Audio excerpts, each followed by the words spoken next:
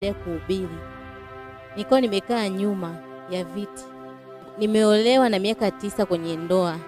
Tayari nilikuwa nimekatwa mishipa ya uzazi yote miwili na nikaambiwa na daktari kwamba haitawezekana kuzaa. Wakati mchungaji anasema tusimame tuombe, tushike sehemu zinazouma, nikashika sehemu ya tumbo.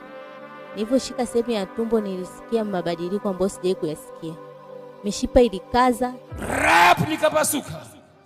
Kilichofuata pakatokea earthquake. Pakatokea tetemeko duniani. Pakatokea tetemeko. Ningelikuwepo hapa kwa wiki nyingine moja hilo tetemeko, tungeliomba litokea hapa.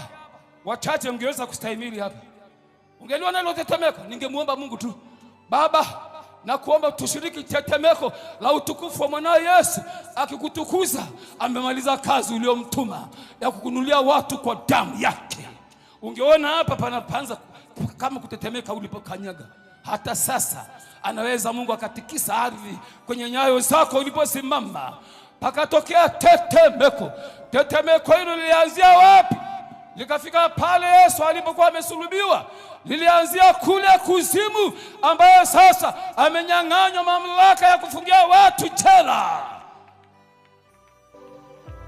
Mishipa ilikaza sana, nikawa nyenyuliwa. Kwanza nikawa najiona nimenyunyuliwa kuja juu, nikasimamishwa juu, nikawa niko angani. Miguu yangu yote ikawa iko angani. Baadaye nikaanza kusikia mishipa. Nikaanza kusikia mishipa kushoto na kulia, mishipa yote imekaza. Mishipa imekaza kwa kiwango kikubwa sana. Kiwango ambacho sijawahi kukisikia popote. Nikaanza kusikia mkazo wa tumbo kuanzia kwenye huku chini ya miguu, sehemu zote nasikia mkazo wa ajabu. Mkazo wa ajabu. Baadaye nikasikia umepona ugonjwa. Haikuishia hapo. Nikawa nimeendelea tena, akaita akasema msimame msogee mbele. Nina matatizo ya masikio. Masikio yamenisumbua kwa muda mrefu zaidi ya miaka 2. Nimeshaenda hospitali, nimeshachekiwa na madaktari bingwa.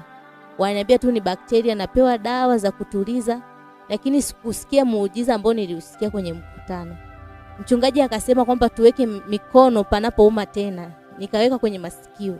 Nilivyoweka kwenye masikio, vidole vyangu viwili huku na huku, sikio ambalo linavuja usana kuuma likakata hapo hapo kuuma. Liko linapiga kelele, sauti ile ikakata, nikasikia kama ganzi.